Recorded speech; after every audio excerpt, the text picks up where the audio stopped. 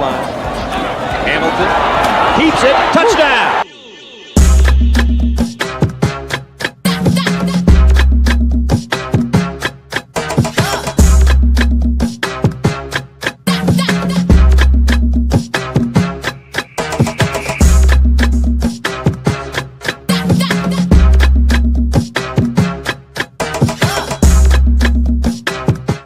And we've got to thank God every minute of every day. It's your boys, Joe Ham, Ryan Stewart, in the huddle with Joe Hamilton. This is the show. This is the day. It's Wednesday, y'all. Good morning.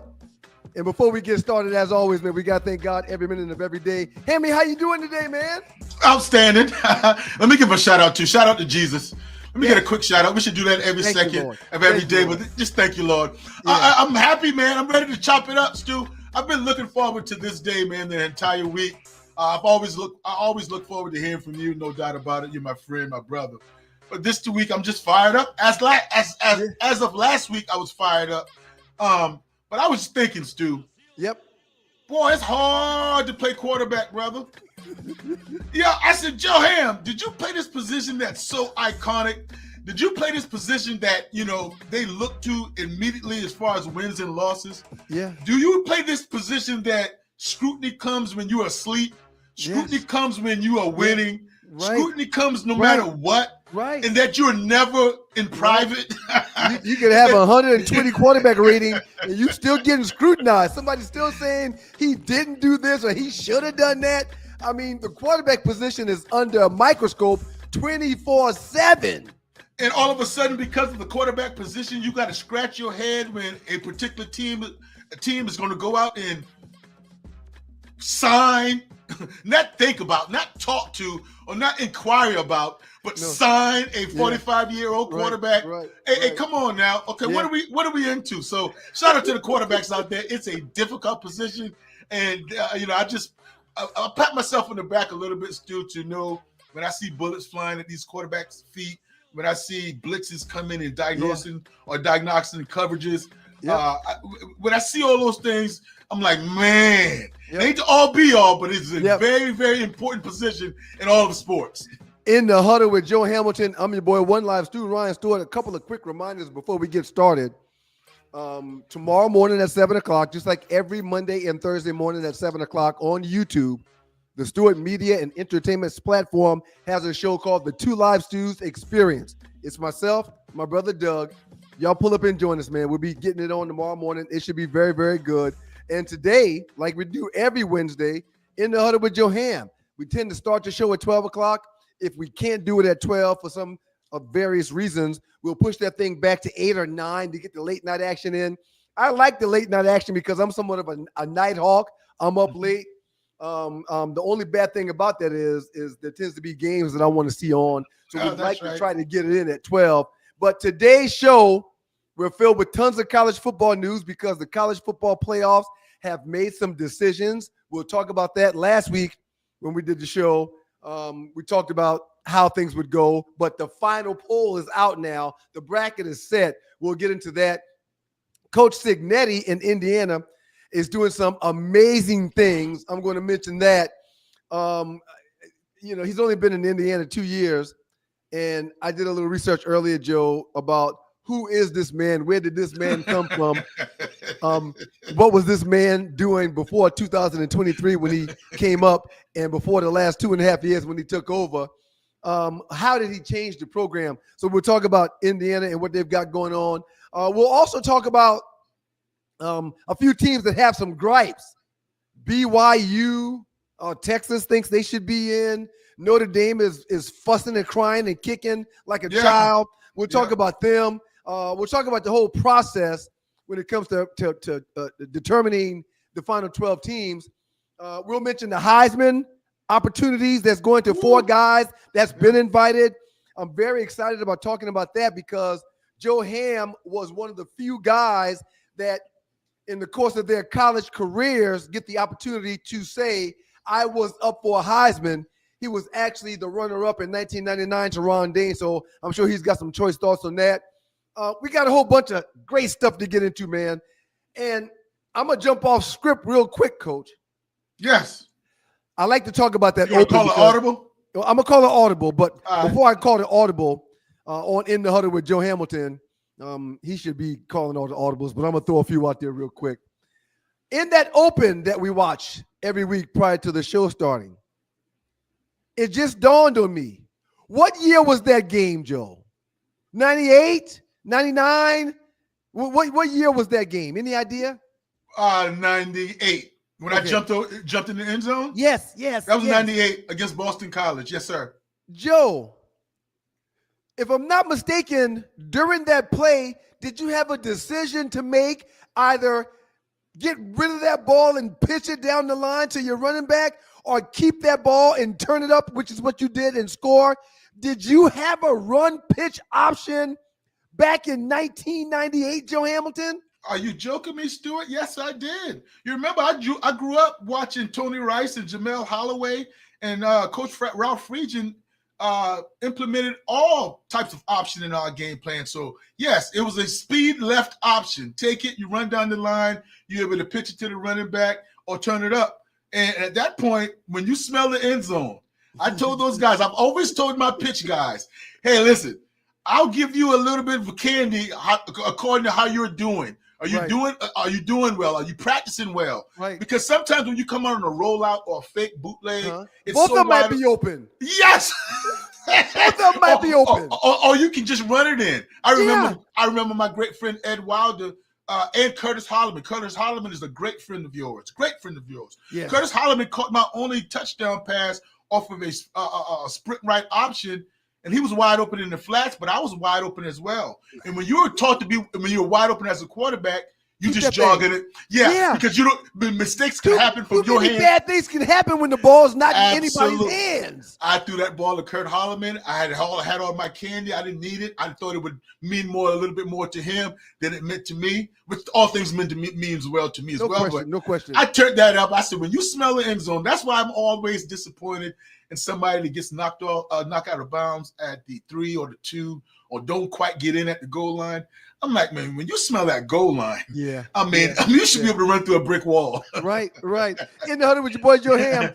Joe, so run pitch options have been around for a while. This is nothing new to college football. Oh, no, not at all. Matter of fact, we ran the triple option, where it's the same. Matter of fact, Stu, let me tell you this.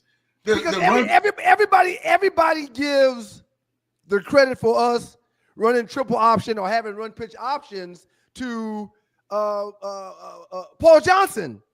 Everybody thought Paul brought that to our hemisphere, our atmosphere. No, sir. Matter of fact, if you want to go a little bit deeper, Sean Jones ran the option. Sean Jones took it like almost 60 against in the Citrus Bowl against Nebraska on an option. So yes.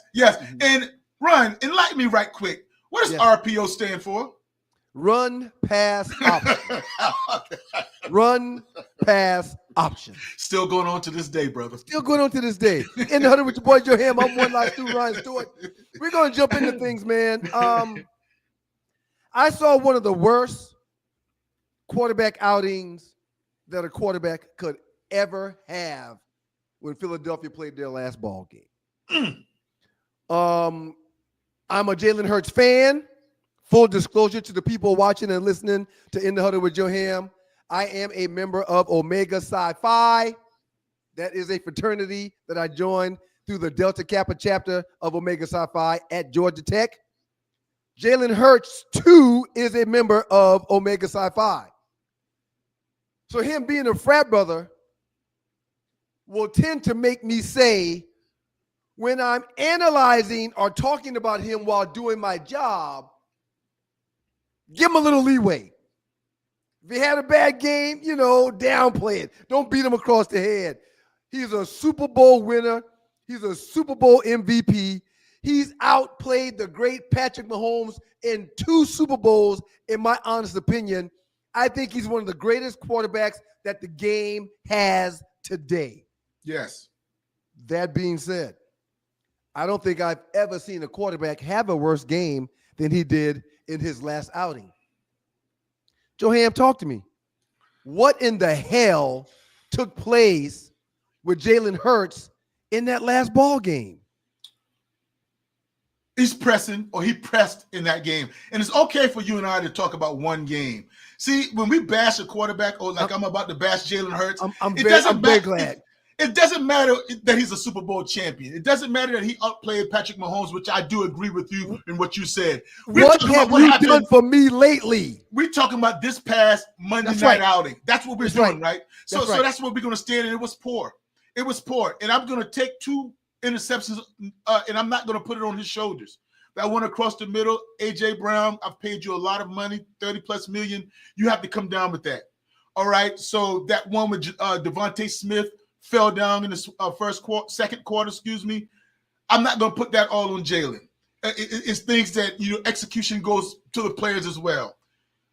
But what you did, how you were very careless with that ball when you were in field goal range to go into overtime in the red zone on a boot right waggle or a play action rollout on first down, on first down, to where you have a corner route up top and a flat route underneath. You allow that cornerback to play you both. You allow that cornerback to bait you, act like he's playing the flat, and then you're going to try to seep it in on the 7 route behind the cornerback, which you were not able to get. With you being a veteran, Jalen Hurts, I'm going to need you to know that it's first down. I'm going to need you to know that we can't force it. We already have 3 points from the board.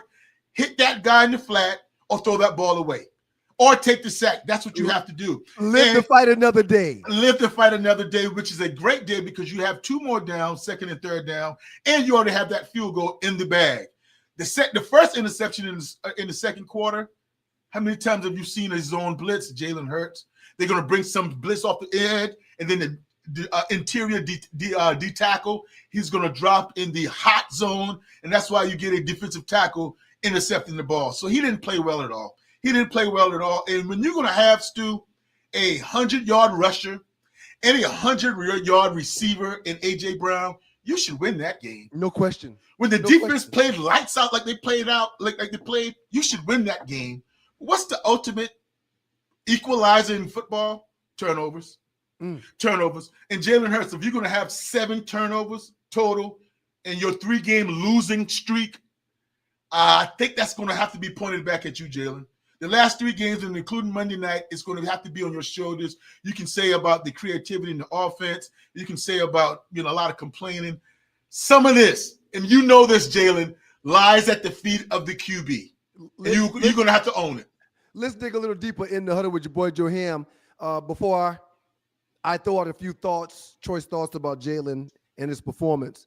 You mentioned quarterback rollout a few minutes ago.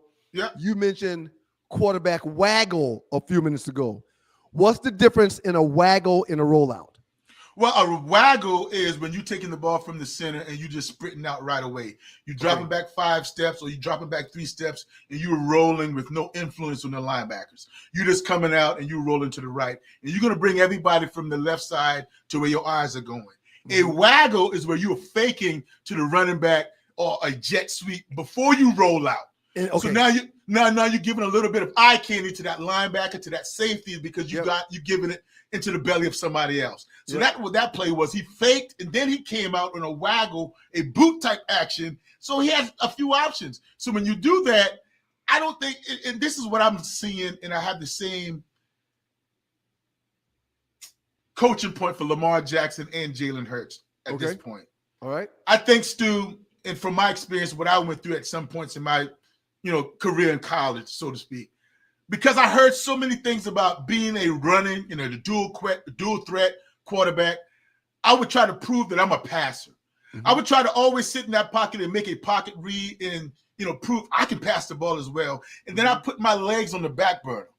I would just remind Jalen Hurts, not that he needs reminding from me. I would remind him, you a dual threat and your legs are an asset to this football team. When you sit in that pocket and you try to be Dan Marino, that's not your style. Right. Your style is to be giving first downs with your legs, first down getting out of the pocket. If he can do, and even design runs. Now there's not cutting time, Mr. Stewart. This is not the first 4 weeks of the season. This is playoff seeding. This is, winning the division. I can't save you. You don't have many more games left. So I want Jalen Hurts to be a little bit more aggressive with his legs. And dare I say, Jalen Hurts, Stu, this is a hot take. And I'm going to see how you're going to take this. Come on. Jalen Hurts is limited as a quarterback. Mm. How good he is in all the attributes and the skill set that he brings to the table, and there are numerous amount of them. Mm-hmm. He's limited. He's limited to a full course, all-out passing game. Yes, he'll throw that fly deep. He'll be on target. Yes, he'll have the play action deep. He'll throw the slant on time. But to sit back there and say, "Get on my shoulders, guys, and let's have a complex pass game." I don't complex. Agree. Okay. I don't agree. Why don't we see more creativity in the offense of the Philadelphia Eagles, in your opinion? Is that something you should put on the back of Jalen Hurts, or on Sirianni as the head coach, or on the offensive coordinator? Well, I have to say that Sirianni and the offensive coordinator, they have got in their bag a spread and a creative route concept, a route philosophy than what I'm seeing for 13 games. But Joe, that's my point. Okay. If there's a lack of creativity, Jalen's not putting together the game plan. No, he's not. I'm sure he's got input, but he's not the one that's putting together the game plan. Jalen's not the one that is determining the play that is being called. Does he have the ability to change the play at the line of scrimmage? Yeah, more than likely. But he's not the one that is putting together the order of what they're going to do, when they're going to do it, and how they're going to do it. He is only, in my opinion, my humble opinion, and if I'm wrong, please correct me, he's only doing what he's told to do. He's operating off of a call. He's not creating said call. He's not like Peyton Manning where he might go to the line with 7 different plays. He's running what's given to him. What did you bring new? What did you, you're absolutely correct, Stu. What did you bring new to the table this upcoming year? What did you work on in the offseason to where I can expand my playbook, that I can expand your skill set, that I can show evolvement from your position? Yes, we are Super Bowl champions, but what did you do that where I can say, this is going to take us to another level? I don't feel that way. I feel that now Jalen Hurts going into his 6th year could be able to say, spread this thing around. Let's use more full field reads. Let's have not a vanilla, childlike offense, and that's not on him. But Stu, all I'm seeing is slant, go routes, stop routes. I'm not seeing many creativity as far as the passing game and concepts, and I think that is because Jalen is not a pure passer with concepts of different high to low reads, flood concepts. I don't think that's his strengths. Now, his strengths outweigh the negative. I'm just saying that he's limited as far as an all-out passer. That's all I'm talking about. For the record, I am in no position to argue or debate what you're saying today. No, I'm not arguing. No. What we just saw from Jalen Hurts wasn't a bad game. It was a complete breakdown. Mechanics off, decision-making off, pocket presence off, ball security terrible, leadership rhythm off, execution off. Everything that Jalen Hurts typically does good when he's playing good, he failed at. Is that a one-off? Jalen Hurts didn't just struggle in that last game. He imploded. The turnovers, the hesitation, the sloppy mechanics, none of it looked like a franchise quarterback, much less an NFL Super Bowl MVP. For the first time in a long time, and he hadn't had a good season, Hurts looked like he was overwhelmed on the field, and I didn't like seeing that. Right. Because of his look of being overwhelmed, the Eagles went as he went. Yeah. So it was straight downhill from the start. Now, that first pass play, which was to AJ, yes, and it went off his fingertips, he could have caught it. In my eyes, I think he kind of pulled up before the ball was released, which didn't allow him to fully get underneath it and catch it and take it to the house. And I think if you catch that ball like it should have been caught because it touched his hands, touch it, catch it. If you catch that ball and get that ball to the end zone like I thought there was an opportunity to, that changes the fortunes of your entire team. However, Jalen is too talented to stay in this slump that he's been in. But this performance was just unacceptable for a guy with a payday and expectations. I mentioned the payday because he's one of the handful of quarterbacks that'll make him more than $50 million a year. Yeah. You can't come out and play like that, Joe. No, you can't. I just said a lot. Yeah. Share whatever you want to share based off what I just said. But to the people that are saying he should be benched, he should be sat down, Sirianni's got no chance, no choice but to make some changes. What do you say to those people, Joe? Turn in your football card. Please don't speak about football ever again in the sight or in the line of people being around you. And here's the deal, Ryan Stewart. Jalen Hurts came into that game, I think, only throwing 2 picks. So he imploded that game. Jalen Hurts' defense had sacked the quarterback 7 times, my brother. The leading rusher was the quarterback for the Chargers. You're supposed to win that game, and they still had a chance to win that game. That's showing you how good of a team the Philadelphia Eagles are. Yeah. But your quarterback can't have that. A.J. Brown dropped another touchdown in the end zone late in that game. All those, so it's not just on Jalen Hurts, but Jalen Hurts is going to have to play better. And what's a little bit alarming is this, dude. That the interception at the end of the game, that was a read. That was a high-low read on a smash concept, right? It was out of the pocket, but that's a simple read. That pick to the defensive end, that was a read in the pocket on a zone blitz. You wouldn't expect him in crunch time big games like that to make those mistakes. They have to go back to depending on Saquon Barkley. And like I say, you can't go into the game plan saying that Jalen, your arm is going to lead us to victory. I do not think that's the game plan for the Eagles. Although A.J. Brown's going to complain about his catches and his targets, I'll live with that. And let me say one more thing, Stu. Please. Have you noticed since A.J. Brown, because if you research A.J. Brown's numbers in the last 3 games, they have 200-yard games and they both lost. They have skyrocketed up. So are you appeasing him as far as overall team success? I think that's part of it.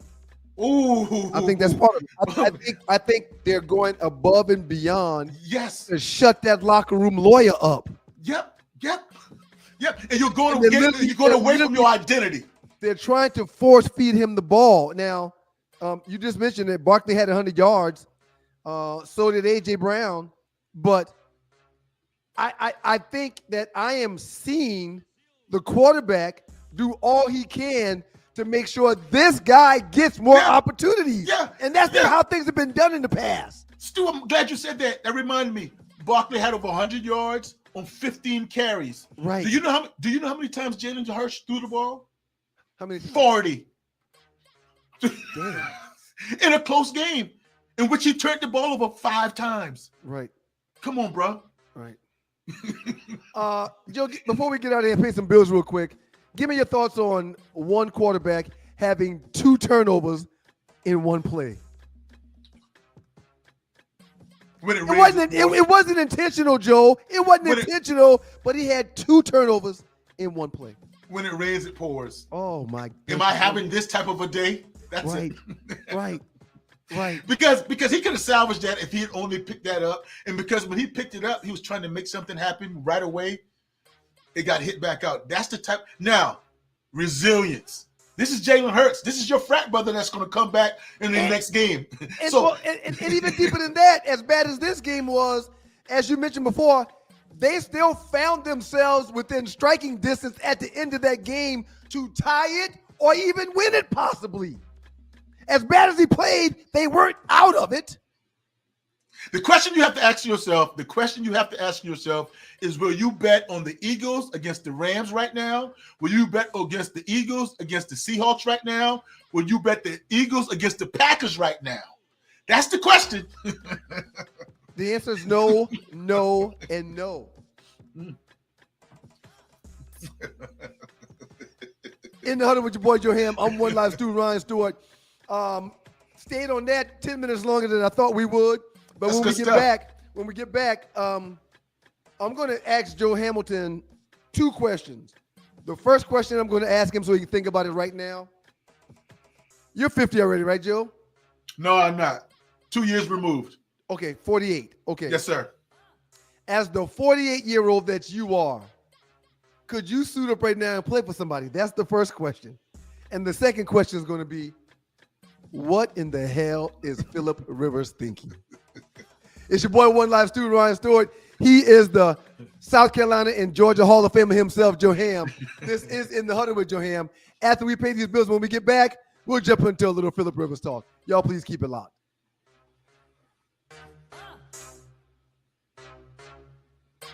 Listen, I played in the NFL. I've taken enough shots to last a lifetime. And let me tell you this, taking a shot just to lose weight, that's not a smart play. That's why I roll with Brain IQ, the all-natural weight chews, cut cravings, boost metabolism, and sharpen focus. No needles, no chemicals, no crash.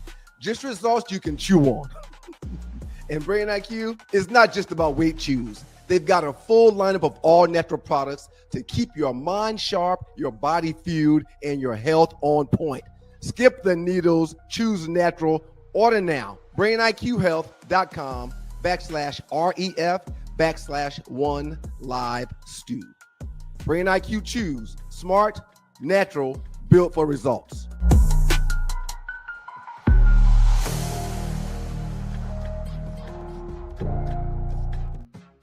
This is In the Huddle with your boy, Joe Hamilton. I am One Live student, Ryan Stewart. Very happy for y'all to be here with us. Thank you for joining us. As a matter of fact, I'm so happy that y'all are here. Let me give y'all some applause. Man, it just means a lot. It just means a lot, studio audience. We appreciate y'all being here. Ham, we teased it before we went out. Your boy, Philip Rivers, is back in the building. At age 44, the NFL being faster, younger, and more physical than it's ever been, he not being a quarterback that was really mobile or had pocket escapability when he left 5 years ago, they've signed him to the practice squad. Sir, I'm not going to take up any more of your time. Give me your thoughts on what in the hell are the coach thinking and what in the hell is Philip Rivers thinking? Or wait a minute, maybe you agree with the move. Share your thoughts, sir. No, I don't agree. I do not agree with the move at all. Philip Rivers, he knows better. And Philip Rivers, I don't think Philip Rivers got out of the NFL because he was injured. He got out of the NFL because nobody wanted him and the speed of the game had passed him by. And if he thinks that he is going to be successful in the NFL now, it's fool's gold. It is fool's gold. I initially thinking that you were going to bring him in to maybe mentor Riley Leonard, the rookie quarterback from Notre Dame, but to have him actually play, they're thinking about playing. If Riley Leonard, he sustained an injury last week in the game. If he's not able to go, they're telling me that Philip Rivers is going to play this Sunday against the Seattle Seahawks, a team that has not given up a touchdown in 2 weeks. Are you going to tell me that? I'm fearful for his life. This is not being saved. This is not saving Philip Rivers from himself. Where's his wife? Is that comment tongue in cheek? You fearful for his life, or you being dead ass serious? Well, okay. I'm sorry. Not his life. I'm sorry. He's not going to die. I'm fearful for his health. Can I say that? His health? Not his life. His health. He's going to get injured, Stu. He's going to get injured because I looked this up, and when Philip Rivers last played, he was in a playoff game, Stu. And that season, Philip Rivers got rid of the ball the fastest among all eligible quarterbacks. So he gets the ball out of his hands. That means to me that he reads coverages well. His pre-snap looks is very, very well, and he's very accurate when he gets the ball out of his hands. He's not holding it long at all. Well, I can make you hold it long by jamming the receivers. I can make it, you hold it longer by playing zone coverage. And when you're going against a defensive line like the Seahawks, you're going to get tattooed. You're going to be a shark in water, in a blood-fested water, man. He's coming back to fit if they put him on the field. I don't think he's going to touch the field. However, reports are saying that he is.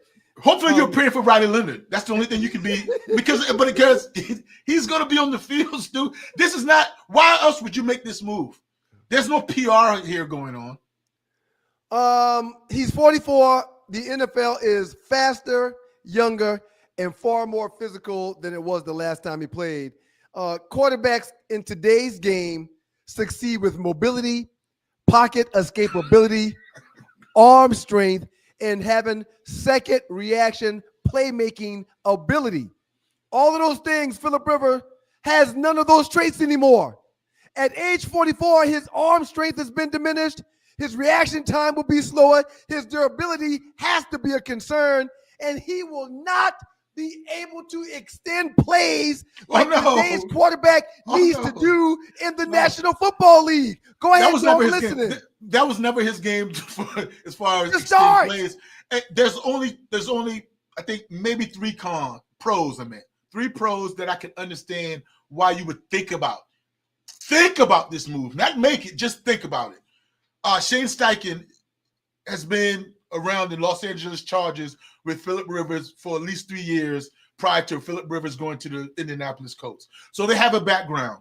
And my reports tells me as well that they talk weekly. They talk all the time. They're very good buddies. They stayed in touch when Philip Rivers retired.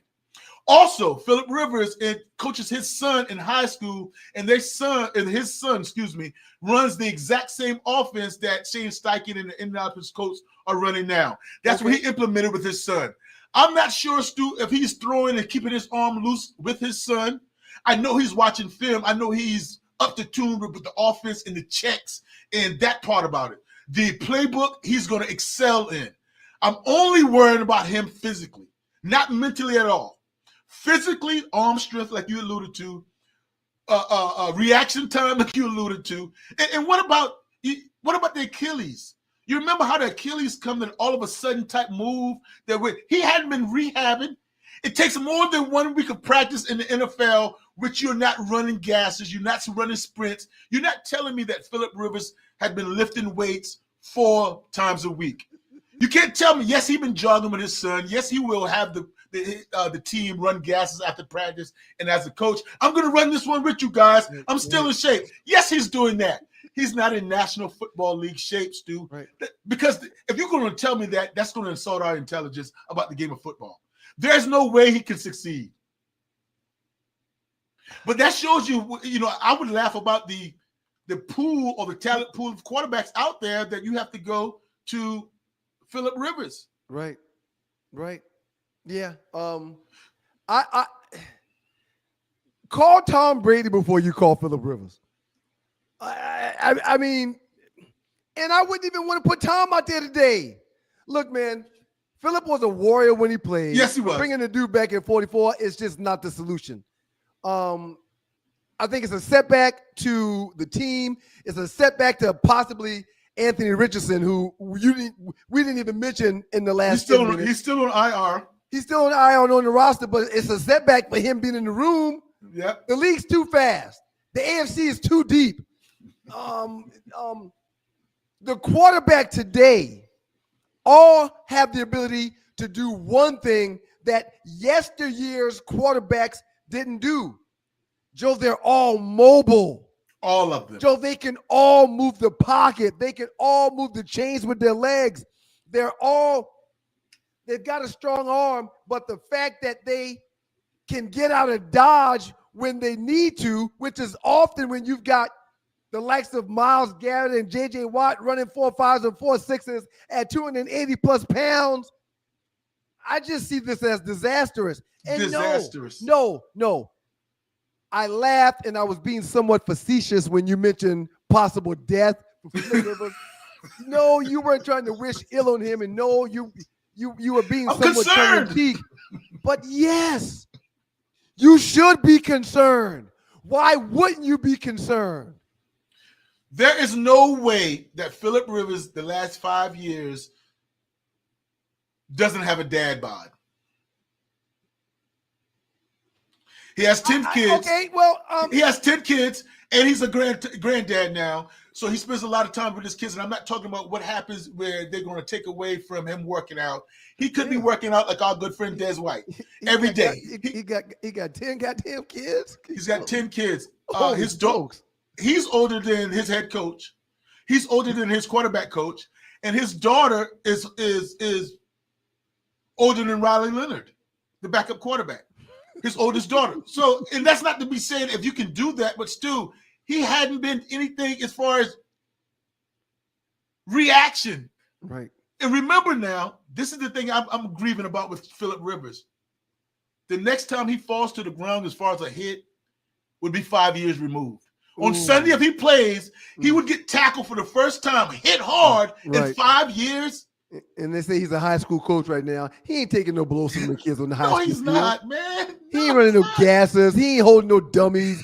He ain't doing none of that stuff that he's going to have to be doing that he's doing this week. He's not doing any of it. Question for you, Joe, before we move on. Yes, sir. I heard he was signed to the practice squad. Yes, he was. What's the difference of him signing to the practice squad versus the team in this situation? The pay, number one, and if you're on the practice squad, you're not accrued a season, or you're not on the roster, the official roster. You just a practice squad. Now, I also read that, well, it probably not that important to him, but just for food for thought, that he's going to set his his Hall of Fame induction back in another 5 years. Right. If he was on the roster, not practice squad. Okay. If he was on official roster on Sunday. So wrapping things up with Joe Ham in the huddle talking about Phillip Rivers. He cannot play in the game on the practice squad. He will have to be on the active roster to put on a suit and get on the gridiron this upcoming weekend, correct? And that has to be turned into to the NFL on Saturday. Okay. End of the day Saturday, yes. What do you think is going to happen, Joe? Tell me what you think we're going to see. I don't know about Riley Leonard, Stu.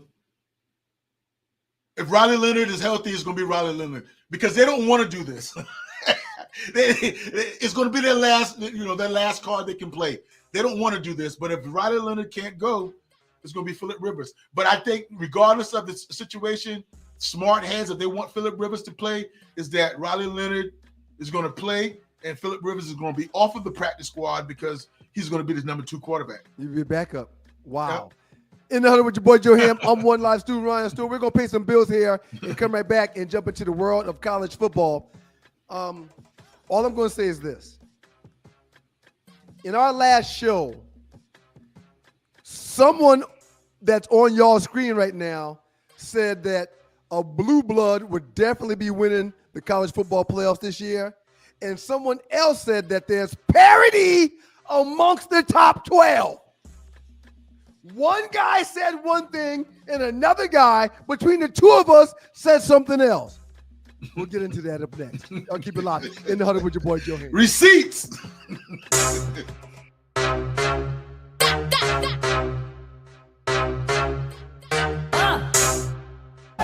Needles, man, please. I retired from those when I hung up my cleats. Why get poked when you can snack your way slim? Brain IQ chews are all natural, taste great, and keep you in the game. Shots hurt, chews work. BrainIQ.com/REF/OneLiveStew. BrainIQHealth.com/REF/OneLiveStew. Brain IQ chews. Smarter than shots, stronger than excuses.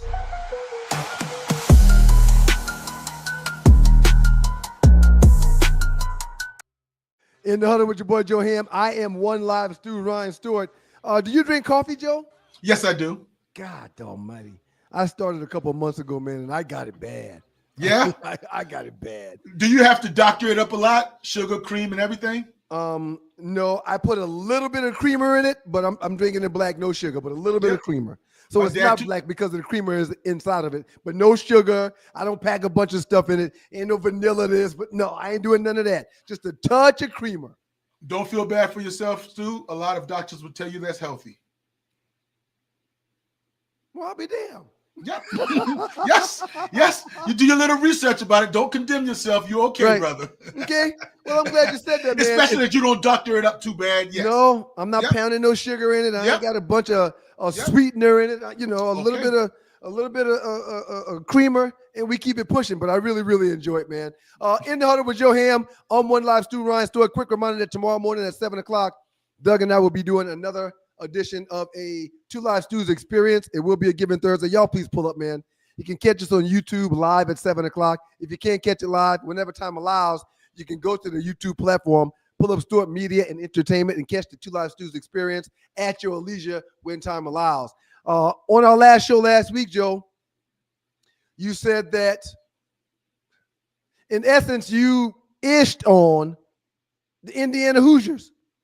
You ished on Cignetti in his second season. You did not give them a chance and or an opportunity to win their conference because they were playing against the big, bad Ohio State Buckeyes. You had total confidence in Ohio State. You didn't give Indiana a chance. I'm going to fall back, Joe, and just listen to your thoughts about the Big Ten Championship and about the only school that is undefeated going into the college football playoffs. No, it's not Ohio State. No. No. No.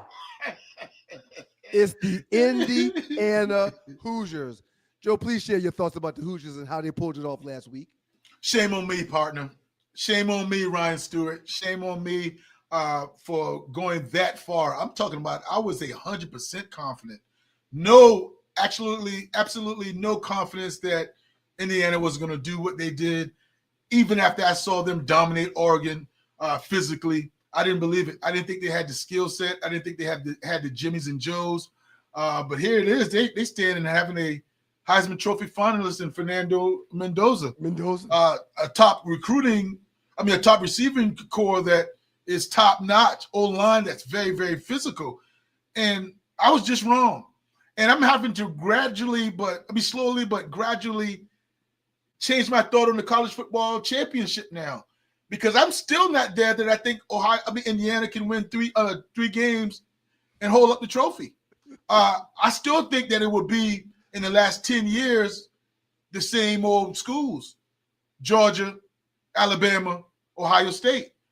And everybody else, I don't think they will. It would not be a new team, in my opinion, win it all, other than Georgia, Alabama, and Ohio State. And I go to this: Kirk Cignetti. What he's doing is amazing. I want to get off from me trying to be right. I was totally wrong, and it should be malpractice for what I did.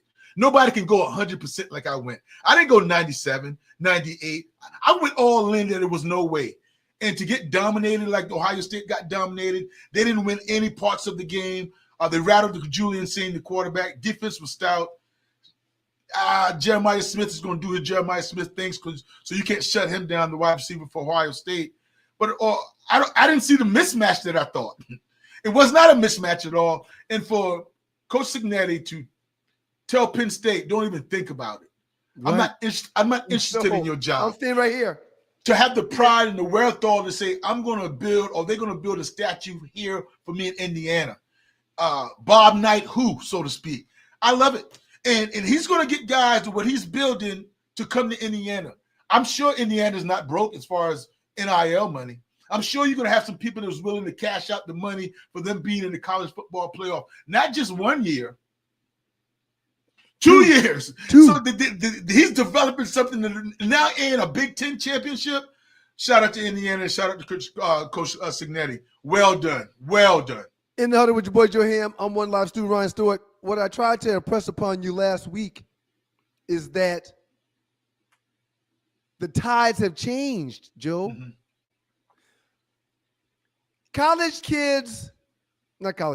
High school kids that are blue chip All-Americans, top 10 players, top 15 players in their state. They're not saying, I have to go to Notre Dame because I can be seen on TV every week. I have to go to Florida. No. No matter where those players go to school, their games are now being televised every week. Yep. There was a handful of schools allegedly paying players under the table. We're not going to call any names. We all know who they are. Well, now you ain't got to pay people under the table no more. The collectives that these schools have hired are using to pay these players money for name, image, and likeness, not to play football, not to attend the school, but the NILs are to pay these players for the schools using their names, their images, and their likeness. That's how they get around. We're not paying the players. We're That's just right. paying them because we're you. Everybody's got some money now. Mm-hmm. Mm-hmm. So back in the day when blue chip All-Americans only considered going to 10 schools, they're not doing that anymore. Everybody's got at least a handful of players. That's right. That's right. And if you put the right people around your handful of players, a receiver, a quarterback, a running back, a DB, maybe a tight end, maybe a tackle. Not all of them, but if you've got one of those that's a premier player on your team and you've got him outfitted around other players to supplement his abilities, you can have a winner. Yep. Yep. And that is why, Stu. Go ahead, Joe. And that is why, to your point, Stu, that is why I think more now than ever, coaching matters in college. Sir, and that's where I was going last. Coaching is, I mean, it's paramount now in college because it's so equal or getting more equal that if you can develop, can you have a scheme and develop and have a plan? Signetti has a plan and a vision, and I think everybody can see that now because Mendoza was a transfer in. That's right. That's right. He saw what he liked. Yes. He saw something that made him say, I'm going to take my 6'5" self to Indiana and play football there. I know I'm a good quarterback. Yeah. And with the mastermind that they've got at the top of that program and what I saw them do at 11-2, I'm going to come in and be a difference maker. Yep. And let's talk about Signetti. 11-2 his first year, 12-0 right now, first regular season where they've been undefeated. They're in the college football playoffs. I mean, he's making the right calls. He was number 2 prior to them doing the final poll, but they beat number 1 and had to get pushed up. They deserve it. Yes. I told you last week, and I'm not trying to beat up on you, Joe. I mean, well, you were absolutely correct. I mean, I'll take it. You were very convincing also. But I told you last week, I questioned if Ohio State's O-line and D-line were not equal to Indiana's if Indiana's wasn't better. Yeah. And after the game, the Big Ten championship, one O-line and one D-line clearly played better ball than the other. Now, Ohio State had chances to win. Ohio State missed a huge field goal towards the end that would have given them the upper hand, but that missed field goal is part of the game. Absolutely. Yep. Indiana played better. Yeah, there's no doubt about it. And I only looked at Ohio State top-ranked defense, giving up under 10 points a game and giving them all of their flowers. And I forgot that Indiana was second. Indiana's defense put out the same type of input, not as great, but the numbers, they were giving up less than 10 points a game as well. That's very, right. very physical. That's right. So defense. And they're a pretty even team. Now, again, Indiana's going to have more Jimmys and Joes, but only 11 can play on the field at one time. Right. Hey, man, I want to remind you real quick before we move on. There's several other non-traditional powers, teams that aren't considered blue bloods, that are in the final 12 teams. Yes. Oregon. Yes. No Ole chance. Miss. No chance. Texas A&M Aggies. No chance. Texas Tech. No chance. Look, man, don't you dare tell me no chance, because you said that last week about Indiana. Hey, you can't do that, Joe. No, but I can't do it because I did more research. What I said last week was such a shameful act that I went and done research that Texas Tech, they can't do it. Oregon, they can't do it. Oregon's going to have to win 4 games. Ole Miss is going to have to win 4 games. They're not doing it for 4 straight weeks. It's going to be, remember, it's the 10th of December. It's going to be a blue blood that wins it. And I know Miami's a blue blood, but I'm not considering them winning a title in the last 20 years. Alabama, Ohio State, or Georgia. In my opinion. According to one predictive model, Indiana has roughly a 23.5% chance to win the title, making them the second favorite behind perennial power Ohio State Buckeyes. Oh, yeah, the Ohio State Buckeyes that they just beat. Yeah. Yeah. The notion of blue bloods in college football tends to refer to the traditional powers, but there's other programs that are now building their own legacies. No doubt about it. The fact that Cignetti didn't take 1 second to think about going someplace else says a lot. It says that he knows he can win with what he's got where he is right now. That's good, Stu. I have to chalk it up. That's good. I'm humbled. I'm going to swallow this. I'm going to swallow this humble pie and make sure I digest it. But I'll leave you with this. I don't think you would put Indiana right now in a rematch against Ohio State in the playoffs. And correct me if I'm wrong. I don't think you would put Indiana over Georgia in the playoffs if they match up. I just don't think you would do it. And I don't think you would pick Indiana over Alabama if that was to occur in the playoffs. After the Alabama that I just saw get waxed by Georgia, you're crazy. Okay. Joe, I'm being honest. You bought in. I hadn't bought in quite yet, so shout out to you, Stu. Well, no, real quick. And again, this is your show. I am not, and I would never try to upstage you, but you've got some huge testicles to say the things you're saying after the way you went on last week and said the things you said last week. To come back on here, you got testicles the size of 18-wheel tires to come in here and say they can't be so-and-so, they can't do so-and-so. Man, you got to stop it and wake up and smell the coffee. Okay, Stu. Okay. Will you right now? Will you in a rematch that was going on this Saturday? Would you pick Indiana to beat Ohio State again? Well, Joe, I'm just asking. No, you were absolutely right. So I don't want to water down your prediction of how you felt last week.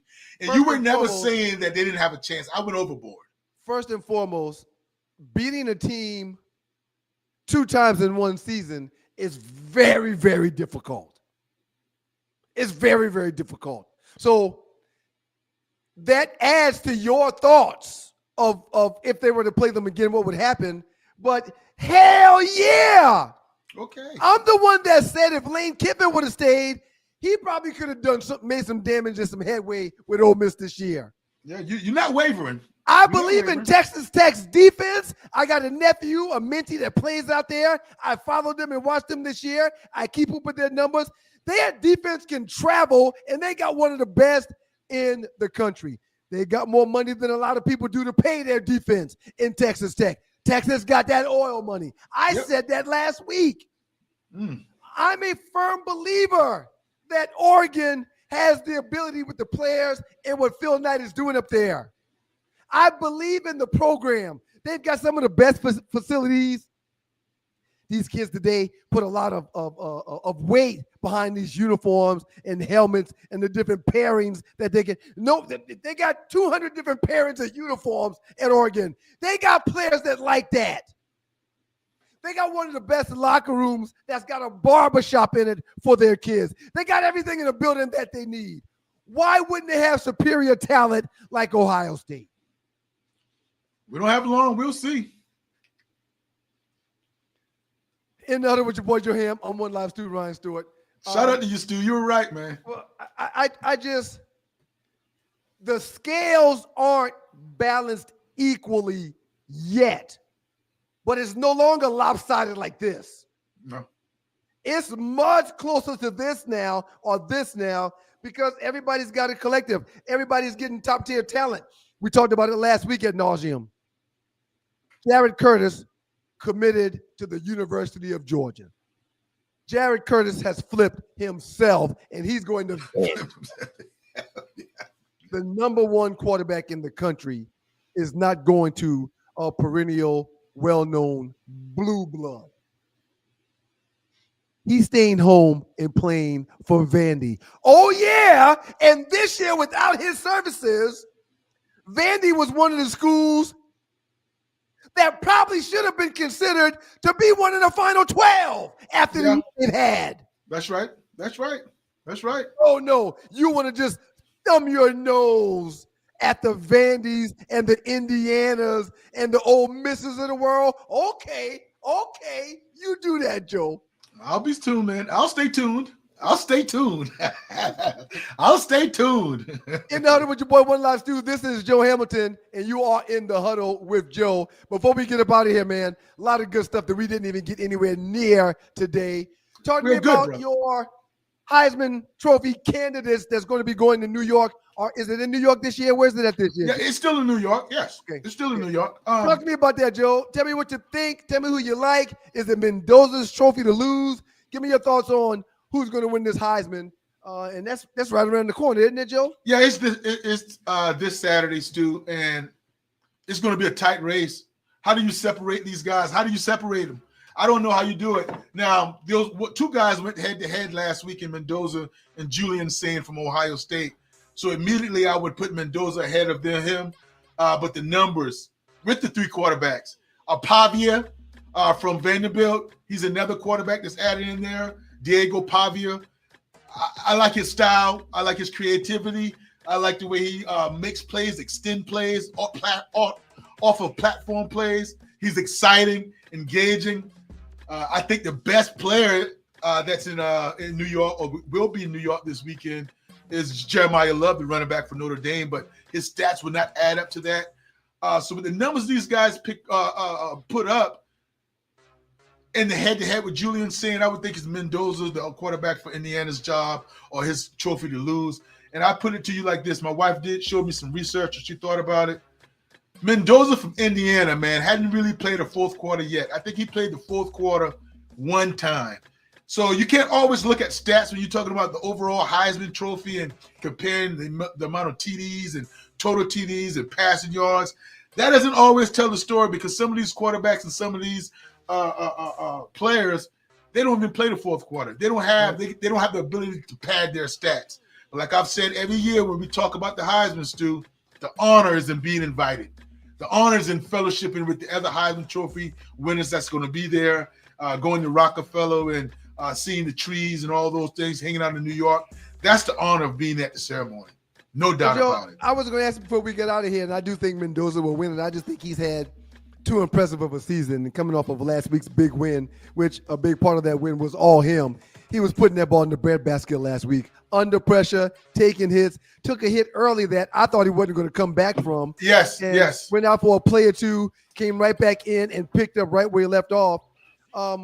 You were a Heisman Trophy runner-up, 1999 to Rondé, and I talk about it all the time because it still really blows my mind when I think about it. I sat and watched that thing, and I prayed so hard that God was going to bless me with the trophy. He went in a different direction. But share your thoughts on the trip. Share your thoughts on the ancillary things outside of the actual winning or losing of the trophy. Share your thoughts on that Heisman experience that you had back in 1999 for our listeners before we get out of here. Yeah, there's no doubt about the whole trip, being invited, telling your parents, the ability to have your parents there, the ability to fellowship with the other three quarterbacks, Ron Dane. The three quarterbacks was Michael Vick, Chad Pennington, Drew Brees, and Stu. Competitive. The football throwing machine, the football throwing the ball through the hoop. 2.5, 3 hours we sat there competing, fellowshipping like we were winning a national championship game, to be in the Heisman Trophy room. And that's the last year that they had it in the downtown athletic club, where the elevator is just, you only can fit 2 to 3 people in the elevator, that you had to wait 3 minutes for the elevator to come back. Johnny Rodgers, Archie Griffin, Tony Dorsett, Roger Staubach, Marcus Allen, you name them, man. Bo Jackson. They all come back. They're thinking about, generation of generation. Mr. Mike Rozier. And that bus that you get on after the pre-ceremony on Friday, you get on the bus with all those Heisman Trophy winners riding down and taking a tour of the New York City. So just the old-time fellowship, how they talk trash to each other, how they respect you as a ball player, just to be among the greats, it was something I'll never forget. And I'll say it because I'm so grateful. Invite me again, and do not tell me I can't win, and I'm going back each and every time. No doubt about it. Even though you know you're not going to win, you still want to be counted in. I have no grudges with Ron Dane. Yeah. The only grudge I have a little bit is the scene where the Nissan Heisman Trophy commercial is gone. That would have been so dope. Oh, God. The best commercials in football. My goodness, man. Wrapping up in the huddle with Joe Ham. I'm your boy, One Live Stu. Before we let you go, Shedeur Sanders played an outstanding game last weekend. Threw for almost 400 yards, accounted for 4 touchdowns, 3 in the air, 1 in the ground. Didn't ultimately win the game because Stefanski took him off the field when they had to go for a 2-point conversion. Man. Joe, how much accountability does Kevin Stefanski have to take for overlooking what clearly is one of the better options he had at quarterback from day one? How much accountability should he take for Shedeur? His star rising late is how I'll put it, Joe. All of it, because I'm one guy that he's going to have to really talk to now, because I'm one guy that didn't believe there was collusion going on, that from the NFL all the way to the top, that they wanted to get back at Dion, that, all those type of things. I was holding on that the NFL wasn't like that, and I was giving credit to Kevin Stefanski for doing the right thing, that it wasn't any outside parameters that went on for him treating his quarterback room the way he treated it. But the way Shedeur has improved every single Sunday with more reps, with more study time, with evolving in the offense, shows me clearly that Kevin Stefanski botched it. There was no way Dylan Gabriel should have jogged out there before Shedeur Sanders. There's no way in training camp you shouldn't have given Shedeur Sanders more reps. You should have seen this. And because I'll say it again, Stu, Dylan Gabriel was not a first-round draft pick. You didn't have to cater to him like that. From the 3rd round on, you don't have to cater to any draft picks. So there's no put him in. Where's my money? I invested in those guys, in him, so I must give him a chance. No. Shedeur Sanders is better than him, Dylan Gabriel's, because Dylan Gabriel has no upside. He's a fine quarterback, but he's not going to get better. Can I ask you a question? He's limited, yes. Do you fault them for giving Flacco the go-ahead ahead of Shedeur Sanders? When No. Flacco had the experience? Flacco was the older vet? No, because you couldn't tell that to Myles Garrett at the time. That's all. Myles Garrett is thinking playoffs. Myles Garrett is thinking that, I don't want to go through with a rookie, and it doesn't happen when a rookie quarterback takes you to the playoff or the promised land. He wasn't thinking that way. Give Flacco the number 1 reps and have Shedeur battle, or at least have Shedeur Sanders and Dylan Gabriel battle. They didn't give Shedeur a chance to battle for number 2. No. Not a chance. So what we're seeing now in Shedeur, it's going to be his team for the next 4 games. And with Deshaun Watson coming back next year, not to start, but just be in the room, I don't think Cleveland is going to have to go anywhere to get a quarterback. I really don't, because Shedeur Sanders is doing what he needs to do. And I am willing, Stu, I'm not sure if you're there yet, but I am willing to forget about whatever happened to Shedeur Sanders up to this point. I'm willing to chalk it all up to God's timing.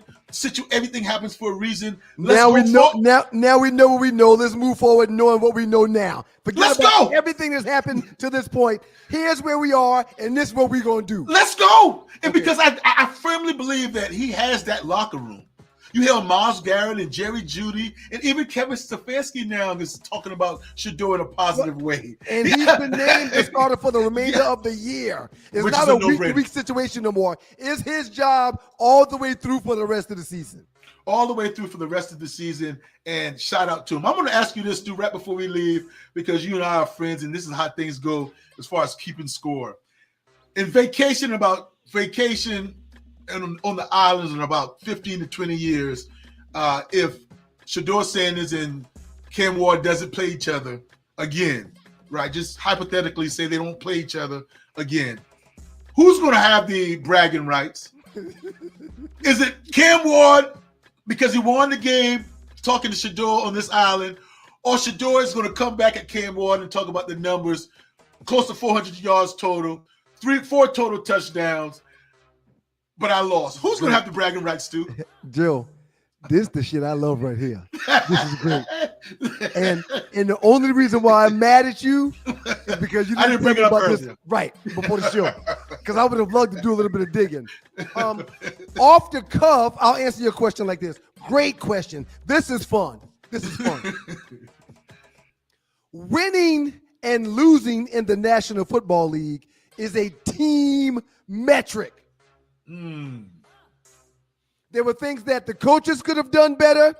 There were decisions that the coaches could have made better that would have possibly allowed Shedeur Sanders to win that game. Kevin Stefanski, in my eyes, taking Shedeur off the field didn't allow his team to have the best opportunity to score that 2-point conversion, which would have blessed them to be able to possibly win that game. Yes. Judy dropped a couple balls. There were penalties that were thrown. So winning and losing is a team metric.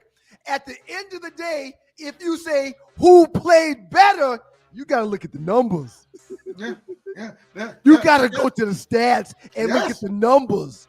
Yeah. And on that island that Shedeur and Cam Ward are going to be on in 20 years, if they never play again and they get to jawing at each other, Shadeur's going to say, how much did you throw for? Yeah. And Cam's going to say, who got the touchdowns win? did you throw? How many touchdowns did you run in? Yeah. I did this, and this. What was your quarterback percentage? What was your quarterback rating? Cam Ward threw for 119 yards, man. Right. Barely got over 100. Shedeur was right below 400. Listen, man. And for the people that say that long touchdown pass, no, I'm not taking nothing out. His numbers are his numbers. I watched that game, and I was like this the whole time. Yeah. I text Doug. Hold on. Which long touchdown pass? The one the previous week or the one to Judy this week? I was thinking previous week. I was about to go back to the old one, the 60-yarder. But yeah, Judy had a good one this past weekend. Yeah, and that's what thread the needle. He looked the safety off, and he threw a bang 8 right there on his chest, hit him right in the numbers. I text Doug like, man, do you believe what we are seeing right now? Shedeur's about to throw for 450 yards. And accuracy and poise and being there. And oh, by the way, he scrambled one in. He ran one in, which is not his one of his strengths. Mobility, awareness is, but not necessarily agility. His fourth game, his third week working with the ones. Yes. This is what we get. Now, keep in mind this, compartmentalize it right here. It was just the Tennessee Titans. That was Tennessee's second win. They were a one-win team prior to winning that game. So they're not a good football team right now. They are trying to build right now. However, Cam was outplayed easily by Shedeur Sanders in that game. Yeah, you got to treat that like a preseason game. Everything what Shedeur is going through now is preseason type reps. It's learning. So I don't care if you play. I don't care who you're playing against now. These are all reps, valuable reps. Shedeur did outplay Cam, but I say this to you, Stu, about your point. And there's others, and there's other factors in winning a football game. But oh boy, only 2 people get that record though. Yeah. You don't talk about the record of an offensive lineman. You don't talk about the record of a free safety. No, you talk about the record. You talk about the record of a head coach and a quarterback. That's right. Right. The head coach that's making the decisions for the team and the quarterback that touches the ball every offensive snap. Yeah, I tossed well, back. Maybe not every snap because they got that damn wildcat they put in there from time to time. They do some dumb stuff. Can you believe, man? Can you believe Judkins forgot to play? No, I can't. I mean, he forgot to play. And let me say this right quick. When you have a 2-point play, you work on that 2-point play on Friday, Thursday, and on Saturday morning. Yeah. When we get in this situation and you go over it in walkthroughs, for Judkins to forget that he's supposed to give this ball on the reverse, come on, man. I couldn't believe it happens. It can't happen, but it happens. Outstanding job today, sir. Man, everybody in the chat, man. Brother. A lot of communications in the chat. Marvin Childs, I see you, player. Let me give y'all a couple of shots before we get out of here. Big John B1, we appreciate you, Big John B1. DJ Chuck 4459, man, thank you for being here. Julius 29C, thank y'all for being here, man.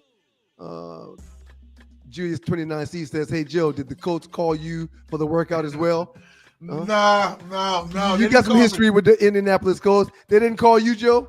Nah, I didn't call Shane Steichen all week. I didn't beg for it. You know, Phillip Rivers had to beg for this, man. I hope it works out for him. I hope he don't get a concussion that he can't bounce back from. Marvin Childs, appreciate you, brother. A lot of people in the Voice of Honor, U8F, thank you for joining us. Beautiful Mocha Bella, thank you for being here. All of y'all, man. Jungle Brother, the Jeff Fox Show. What up, Jeff? Good to see you, man. We appreciate y'all, man. Jeff's an Eagle fan, ain't he? Yeah. He's down in the bottom, but hey, man, A+ to all y'all in the chat. We'll try to do a better job and remember to get to those chat, but it was so much stuff in the rundown that we didn't get to today. I just didn't even think to get over there to y'all. I apologize. Want to remind y'all to make sure you pull up tomorrow morning at 7 o'clock and catch Doug and I for the Two Live Stews and the Two Live Stews Experience. It'll be a Giving Thursday if your heart so desires. Bless your boys with a little gift. It all goes back into the show. But you get an A+ too, Joe. Outstanding job, sir. Really appreciate you, man. Man, no doubt about it, man. God is good all the time, and all the time God is good. If you don't know him and need to find him and show him love, that's all he's showing you. Nothing but love. Peace and blessings to y'all. Joe and I see y'all again next week. Peace. I'll see y'all in the morning. Holla.